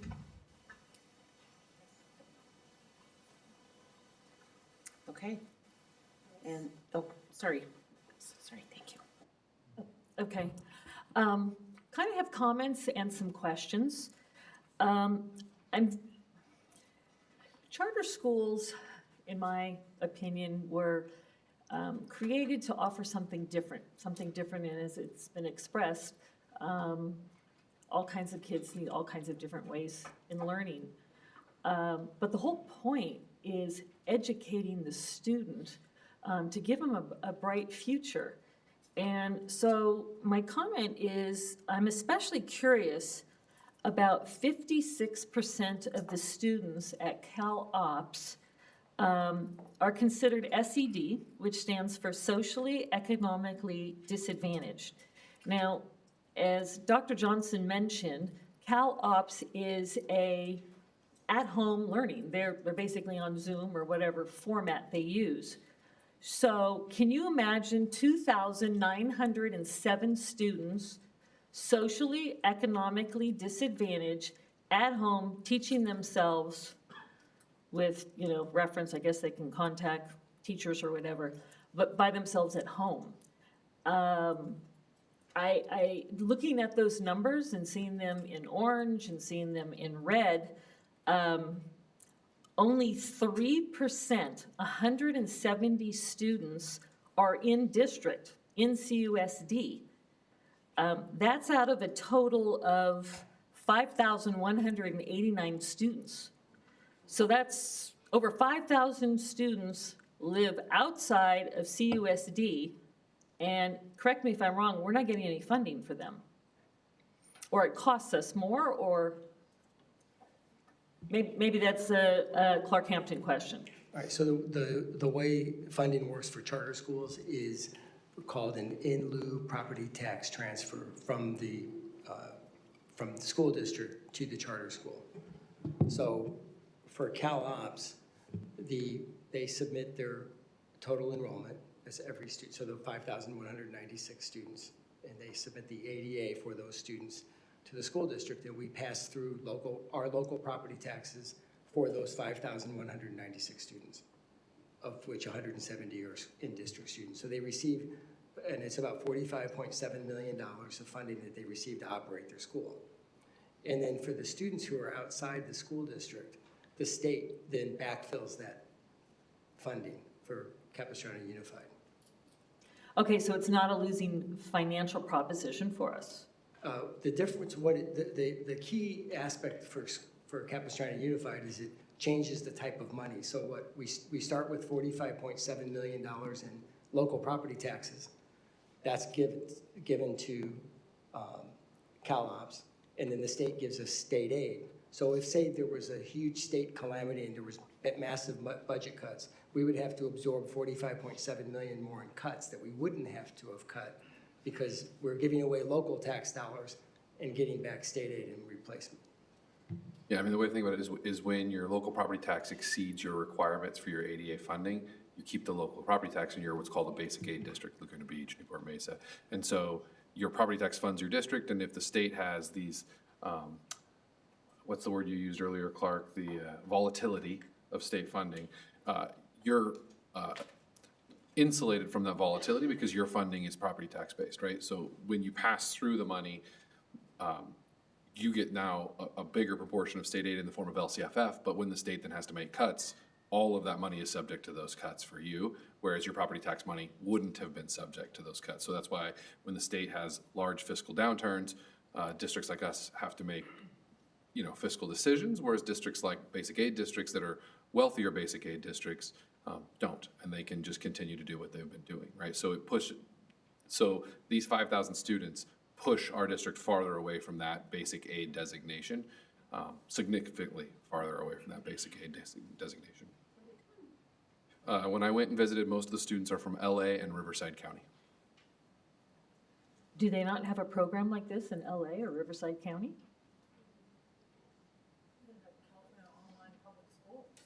There's Cal Ops that exist in different places of the state, and there's a lot of other online schools. They're just choosing to attend this one.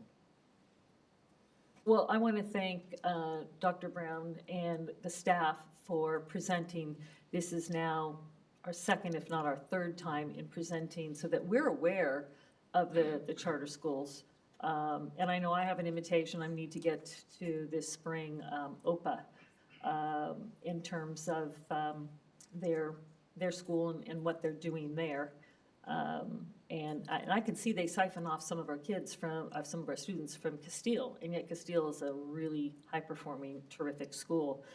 But I would like to just kind of make the comment and give the direction that we would like to continue seeing these reports. And when we've got, again, looking at these kids, 2,907 at home, already disadvantaged, and I'd say disadvantaged in their education too, besides financially, that they're being a part of us, and we've got no say in terms of bettering their education.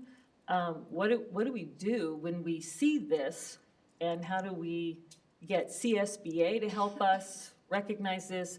Legislators, we're talking to them about this. This is not good for students, and I just want to make parents and constituents out there understanding that there's some great charter schools, and then there's ones that are not serving their students as well as they should. Thank you. And once this is presented to the board, then it goes on our district website, or where does this information go so the public can access it? Yeah, so along with all artifacts, and Ms. Hayes can speak to it, it is available, so the entire presentation is available to the public on the website. And easy to locate? That's my. Yeah, so it's linked to the board agendas, through the board agendas. Okay, thanks. Any other comments? Trustee Jones? I guess I'm curious about absentee rates at CalOps, because they are not Zoom, they're not seat-based. You basically have independent learning and check in with your teacher. I'm not even sure if it's by phone or by email periodically. I don't remember now what their requirements are. So is that how the students become 19% chronically absent? They're not checking in with their teacher periodically? Or do we know?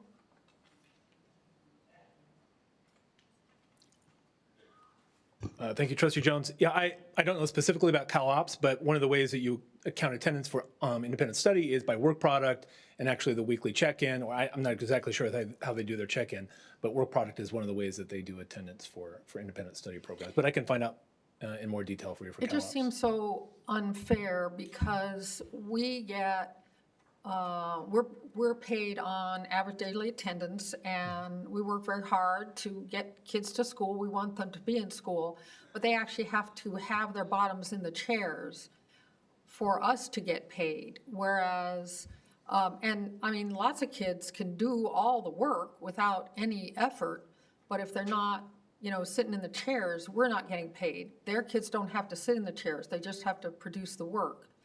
And it's different from opportunities for learning, because those kids do packets and they do tend to come to school. Opportunities for Learning has many campuses. We have one here in San Juan. I know and have known kids that go there, and they do go in and they are working with teachers. But in CalOps, that's not the case at all. Like I say, it just is, it again impacts our bottom line, because these schools are judged for their ADA on something far less rigorous than we are judged on. So I'd be interested in knowing. I don't want you to have to spend a lot of time at it, but if you could find out how they derive that. Yeah, absolutely, no problem. It's part of our job as, oversight of charters, and so I can reach out to them and find out information. Right, so. but don't spend, a week trying to figure it out. Thank you. All right. Well, as part of oversight, we visit all of the charters that we charter, so we can ask while we're there. Like I'm going to Journey tomorrow as part of oversight, so. Yeah.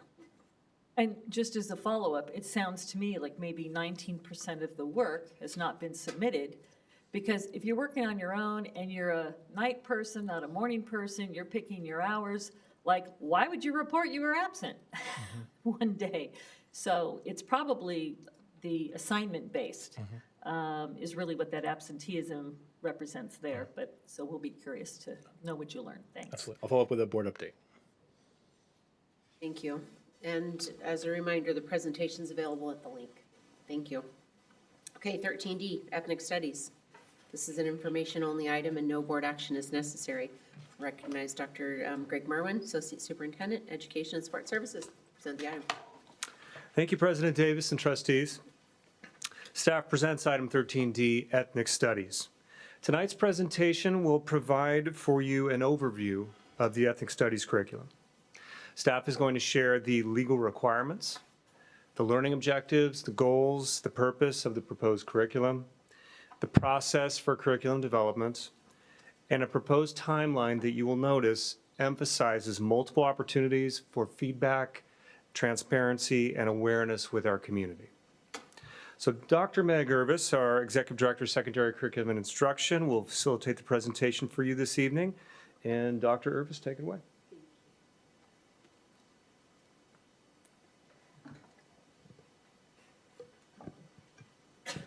Good evening. Thank you, trustees.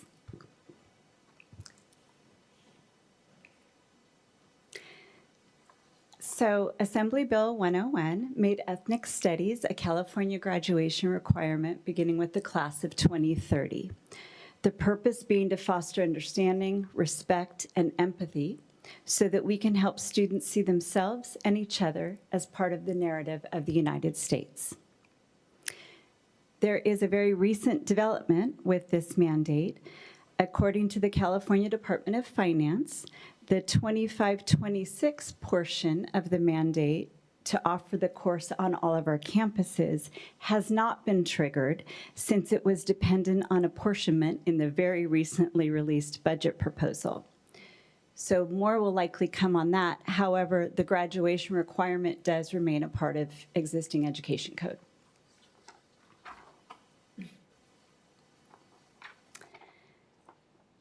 So the goals of ethnic study in California are to promote cultural awareness, enhance critical thinking, strengthen inclusivity, and empower student voice. The Ethnic Studies Model Curriculum, which you can see there on the screen, was adopted by the state in March of 2021. It is not a ready-made curriculum or a textbook the name might imply. It is a guidance document to be used by districts as they develop their courses. And the entire document is available on the CDE website.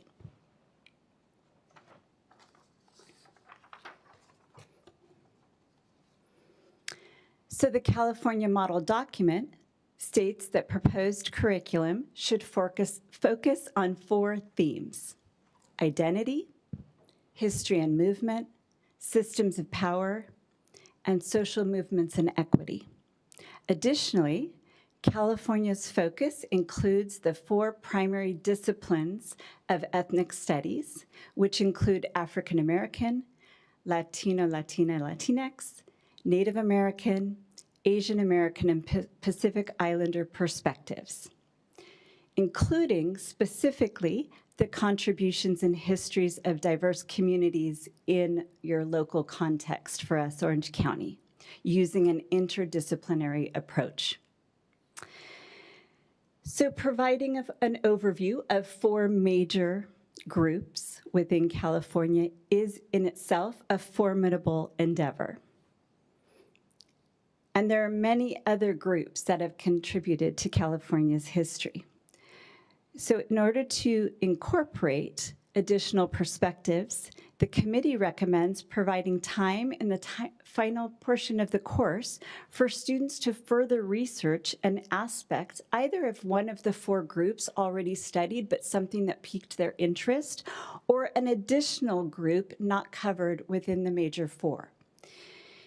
In that way, we can personalize the experience of ethnic studies for each of our students in our very diverse school district, resulting in additional time at the final unit of study.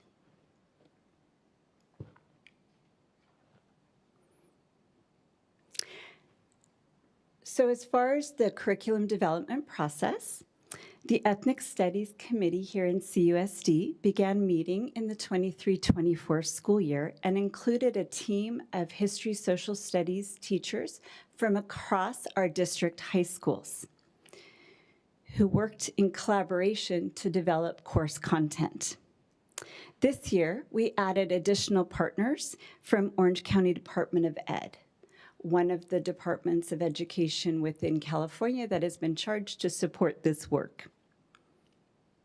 You can see the rest of the approval process, and when all of the steps have been taken to approve the curriculum, the recommendation, which is actually from the original History Social Studies framework, is to place our Ethnic Studies semester-long course in 9th grade as a partner with our 9th grade semester-long health requirement.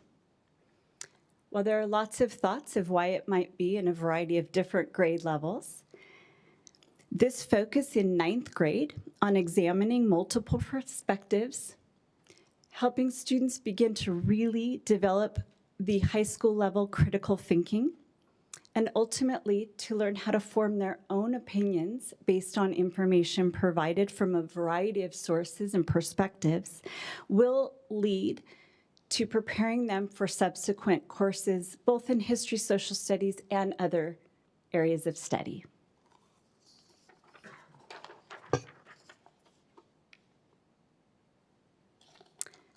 So this is a sample of lesson topics that are provided in the model curriculum that the committee has recommended for consideration. You can see that these lessons represent the 4 disciplines. They also weave the 4 themes of identity, history and movement, systems of power, and social movement and equity within the 4 groups. There are many more lesson options, and we'll go into much greater detail at the board workshop in February. So the timeline, the next steps include parent engagement meetings in January and February, the aforementioned board workshop, the IMRC review process, which we have here in Capo, and then back for the IMRC approval. There is also a public review period, so the curriculum that has passed through the IMRC will be available to community, parents, students, staff for over 30 days prior to bringing it back to the board for final approval. And then it becomes a graduation requirement for our class of 2030, which are currently in 7th grade. I want to thank the members of the committee, all the teachers who have been pulled from their classrooms to help us do this work. I greatly appreciate their contributions, and I'm happy to answer any questions. Thank you. Ms. Hayes, do we have any speaker cards on this item? We have 2 speaker cards. I'll call you both to the podium now. Jean, you will be first, and then Robin.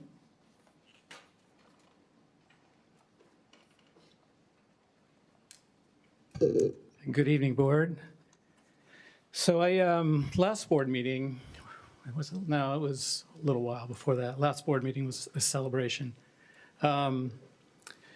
It was brought up about this graduation requirement for ethnic studies, and I had asked, hey, is there a curriculum already? There wasn't, and thank you, Dr. Brown, for communicating. I do have some concern about ethnic studies because I have read about some of these courses in other districts. And I just want to share a concern as a parent, a grandparent, because what I mean, there's a lot of words in this presented, that you just don't know what's included. It mentions a lot about equity. What I'm concerned about and what I've read is is this a focus? What's the purpose? What's the guiding principle? Is it to critique white supremacy, racism, anti-blackness, patriarchy, capitalism, and other forms of power and oppression? Is it also to communicate that if you are a certain race, that you are automatically disadvantaged or inherently privileged. My hope is that as you review this, and maybe there's an opportunity for me to look at the curriculum, that you can vet a curriculum that doesn't push equity based on race, but promotes equality of opportunity for all. So how do we inspire our children toward the American ideals, no matter what their background? So I would love for this, since this is a requirement and we're developing this curriculum, can it become something that is inspirational and not something that divides, our kids? That's my concern, and I just thank you for your time. Our next speaker is Robin. Robin, go ahead. Hi, I'm Dr. Robin Gurian. I am a professor at Cal State Fullerton, and I use a lot of ethnic studies pedagogical tactics in my classroom. So I am not here to oppose ethnic studies curriculum. I am also somebody who has been working up and down the state and am aware of a lot of the different kinds of curricular problems that we've seen in ethnic studies, as Jean has pointed out. So the reason I'm here is to give you some guidelines on some do's and don'ts as you go forward in building out your curriculum. And I want to be clear and make sure that everybody understands that the legislature, when they created this ethnic studies program, they did not intend it as the collegiate academic content of ethnic studies, which is an entirely different academic discipline. They intended ethnic studies to be an opportunity for students to see themselves in the curriculum. And you're absolutely correct that the model curriculum is really just a suggestion. When you use that model curriculum a little bit too literally, that's where we see these schools getting into trouble. So what I would recommend very specifically is in those two modules where you're talking about power systems, you have two choices. You could either not do it at all, and that's an option because there's really no standards for this course at all. So you could leave that module out entirely and still offer a perfectly legitimate course.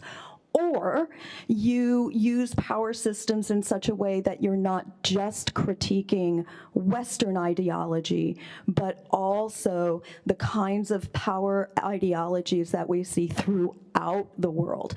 Because one of the things that we see in the course is that when you're focusing only on the oppressive Western ideological systems, that's when we start to see claims of bigotry and discrimination.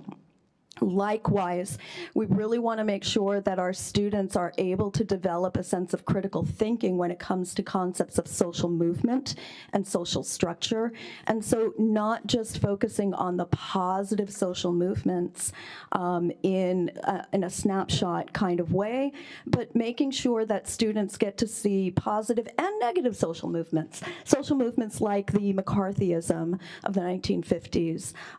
And how about the Arab Spring of 2010.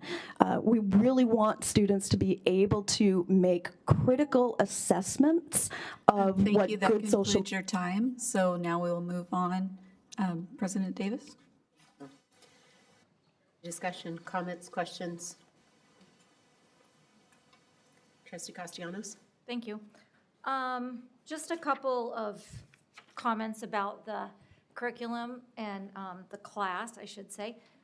Super excited. I know this has been in the works for a very long time. It's almost painstakingly slow that we've rolled this out. And so I think when I was on the board in 2019, we were talking about it. And I think the class was going to start at that point in 2025. And I was excited because I was like, oh, maybe my child will get an opportunity to take the course. But isn't going to happen, but excited for other students to take the course and learn and identify with other cultures around the world. So this is an exciting time for high school students to take the course. I think one of my favorite courses in college was an ethnic studies course. Although this may look very different in a high school setting, it's still an opportunity for students to explore and learn more. Just a quick question, Meg, if you, I just had a comment so the course is being offered in fall of 2026, so that means that rolls out across the district, or we're skipping a pilot class, or how does that work? So originally, the rule required us to offer it as a pilot course, as an option but not a mandate for students to take starting next year. And then starting the year after that, any kid entering high school the year after that must complete the course in their high school experience. When we talk about a change to that, like the change that we're hearing about to that rule is days old, like really fresh. So from that standpoint, it'll be, part of the board workshop in February where the board can dig into it and then decide if we're going to offer it as a pilot as per the original rule, which may or may not come back depending on how the budget changes over the next few months. What I would tell you is that staff wants to be prepared because we don't want to rely on the state changing their minds one way or the other and suddenly we're left out of compliance. So we plan to be prepared to offer the course next year as was originally intended, and the board can direct from there. Okay, thank you. I think that's it. But thank you. I love the presentation. Thank you. Trustee Bolkus. Thank you. I just want to say I'm looking forward to the ethnic studies, but I really appreciate the fact that we're working with Orange County Board of Education and that there is going to be so much input. And to Jean's, you are invited to come when it's open up to the community. And I liked Jean's expression about talking inspirationally, not focusing on differences so much. In my mind, I see this as helping to stop the bullying.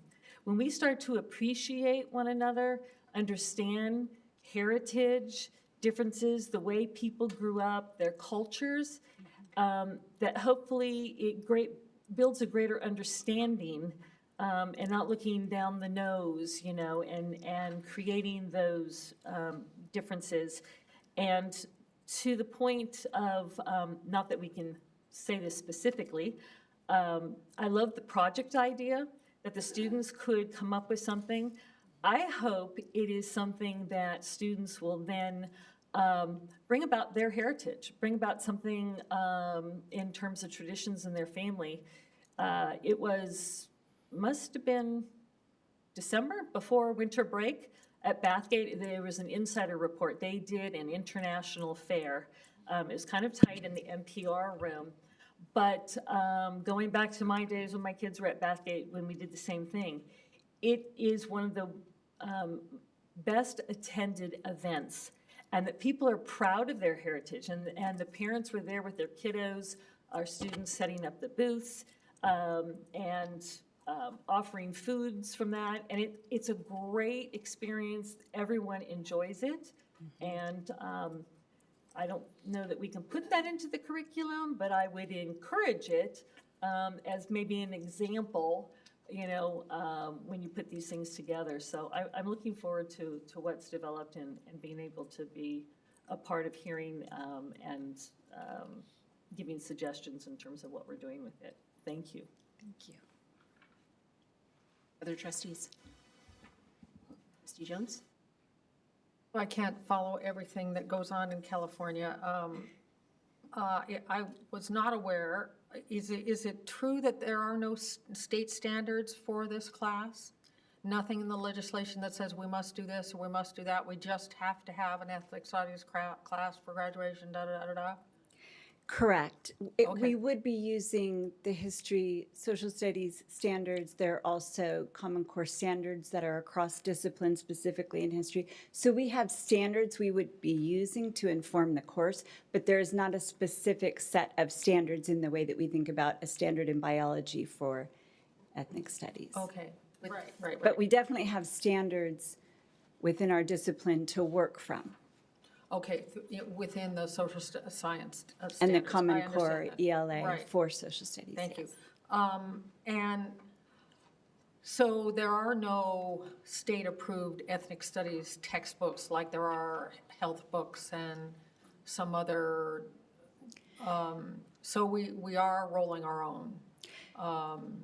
Correct, and it's new, so I don't know what publishers are doing with that information, but there's a very strong focus on local context, which is unique to the course and perhaps a conundrum for textbook publishers. However, we really focus in history social studies on primary documents and available sources, and so this is very much a document-based course, and students would receive documentation on the topics that are connected to the work. There's also, like one of the units, it's the poetry of Native Americans that contributes to an understanding of a particular experience.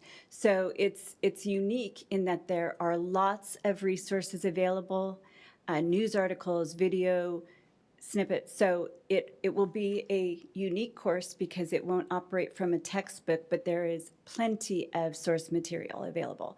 And the CDE has collected that and made that available. And then, as I mentioned, different county offices of education have been charged with providing additional resources. Orange County happens to be the one who's supporting the Asian American Pacific Islander group, but across the state, these resources are all being shared. Okay, all right. And I had one other question, and I can't think of it now. Thank you. I just want to say that sounds like a creative way of learning.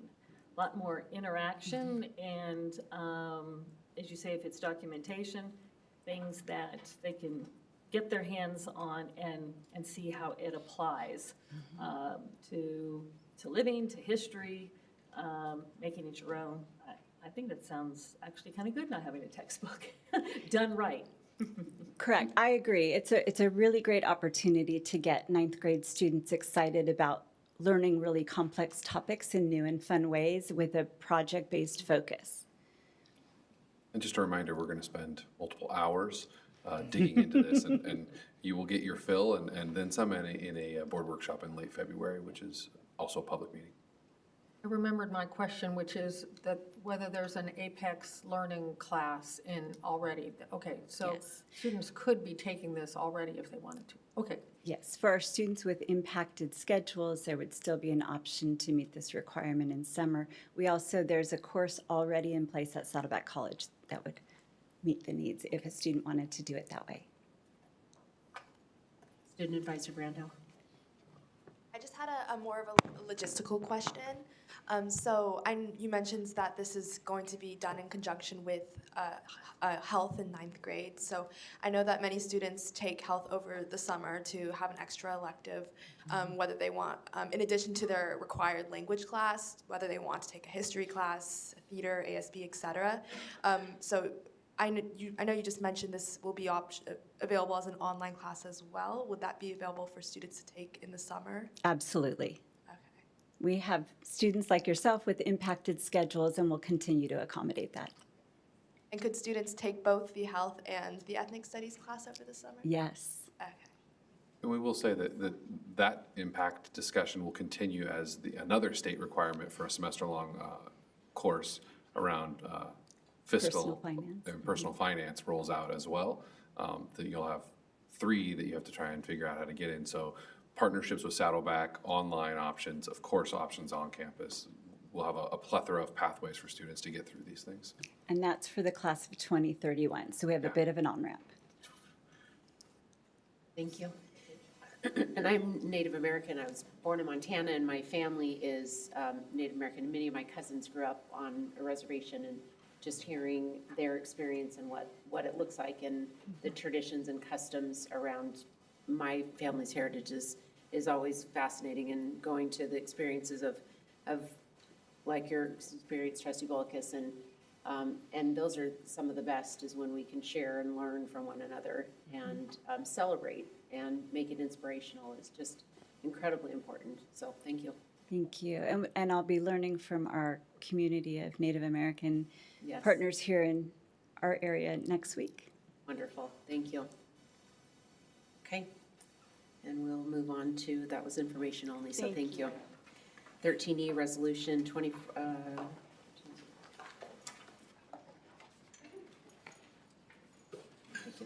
sorry, Resolution 242518 on authorizing filing of applications for state allocated board administered programs for the Capistrano Unified School District. May I have a motion to adopt this resolution? So moved. Moved by Trustee Castellanos, seconded by Trustee Zollinger. And we'll recognize Clark Hampton, Deputy Superintendent, Business Support Services, to present the item. Thank you, President Davis, trustees. So this item is very similar to the very next item as well, the two resolutions. There's just one small difference. So I'm going to speak to both of them, and then, of course, the board will vote separately on each item. So Proposition 2, which we mentioned earlier in the budget update, was passed in November, $10 billion bond for school construction, K-14. And as we mentioned earlier, also the governor plans to sell about $1.5 billion of that. Well, part of Prop 2 is the requirements for school districts to receive the matching money from Prop 2 is to submit a 5-year master plan. Now, these are resolutions acknowledging that. It's not triggering any expenditures. That would come later. So the item before you now, 13E, is for new construction and modernization, that type of money. And then 13F, the next item, is for hardship seismic funding. That's the only difference between the two resolutions. Both are for that, but both require that school districts have matching money to receive that funding as well. But the key difference is the requirement for a 5-year master plan. The two projects that we have Rianda school site is grandfathered in. It's the pre-Prop 2, so those are already in line for funding. And Dana Hills High School's 2-story building is also in line for funding. There are two projects that we will come to the board later about, which are matching money for San Clemente High School gym for $6.8 million estimated match, and Capitol Valley High School Stadium, $11.7 million match. So more than likely would be coming to you for approval for a master plan in the future to be able to be eligible for these $18.5 million in matching funds. So. Okay, well, first, do we have any speaker cards on this item? There are none. Okay, go ahead. Trustee Bolkus? Can I get clarification on your last statement?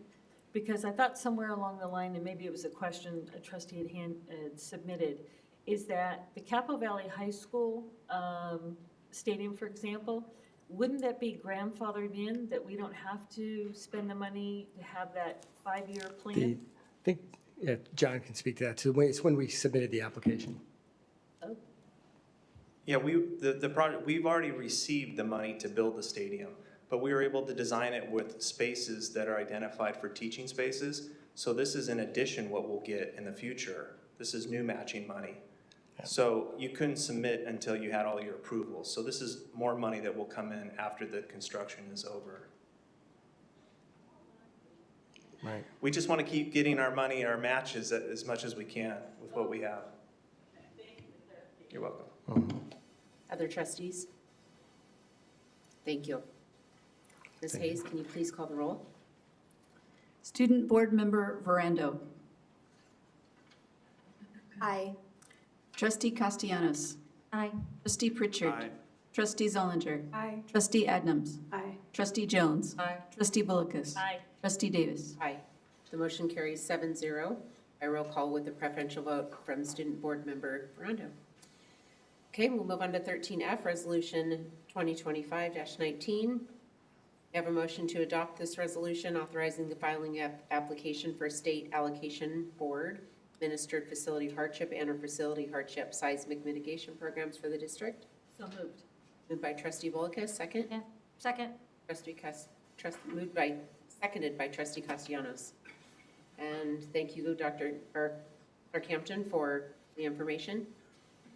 Do you have any speaker cards on this next? There are none. Any additional questions or comments? Okay, please call the roll. Student Board Member Verando. Aye. Trustee Castellanos. Aye. Trustee Pritchard. Trustee Zollinger. Aye. Trustee Adnams. Aye. Trustee Jones. Aye. Trustee Bullicus. Aye. Trustee Davis. Aye. The motion carries 7-0 by a roll call vote with a preferential vote of aye from Student Board Member Brando. Okay, we'll move on to 13G, Amendment to Purchase and Sale Agreement and Joint Escrow Instruction. Oh, this was pulled. Sorry, thank you. And 13H was pulled. 13I, may I have a motion to approve the 2025 Local Control Accountability Plan Mid-Year Monitoring Report for the 24-25 LCAP? Moved by Trustee Zollinger, seconded by Trustee Castellanos. I will recognize Greg Merwin, Associate Superintendent, Education and Sport Services, to present the item. Thank you, President Davis and trustees. Staff presents item 13I, 2025 Local Control Accountability Plan Mid-Year Monitoring Report, the 24-25 Local Control Accountability Plan. Executive Director Dr. Michael Gomez is here as well to assist with questions. Staff recommends approval. Ms. Hayes, do we have any speaker cards on this item? There are none. There are none with that. Trustees, comments, questions? Okay, all those in favor? Aye. Okay, the motion carries 7-0 with a preferential vote of aye from the Student Board Member Brando. Okay, moving on to 14, consent calendar. We'll now move. Ms. Hayes, do we have any speaker cards on this item? There are none. There are none. Okay, may I have a motion to approve the consent calendar from 15A to 18B? So moved. Second. Okay, moved by Trustee Adams, seconded by Trustee Jones. Thank you. Discussion and comments. Any further comments before we call the roll? Okay, Ms. Hayes? Student Board Member Verando. Aye. Trustee Castellanos. Aye. Trustee Pritchard. Trustee Zollinger. Aye. Trustee Adnams. Aye. Trustee Jones. Aye. Trustee Bullicus. Aye. Trustee Davis. Aye. Motion carries 7-0 by a roll call vote to approve the consent calendar, with Student Board Member Brando casting a preferential vote of aye to approve the consent calendar. There being no further business before the board, may I have a motion to adjourn? So moved. Moved by Trustee Jones, seconded by Trustee Bullicus. All those in favor? Aye. Motion carries 7-0 to adjourn the meeting with the preferential vote of aye from Student Board Member Brando. The time is now 9:08 p.m. Thank you. Have a great night.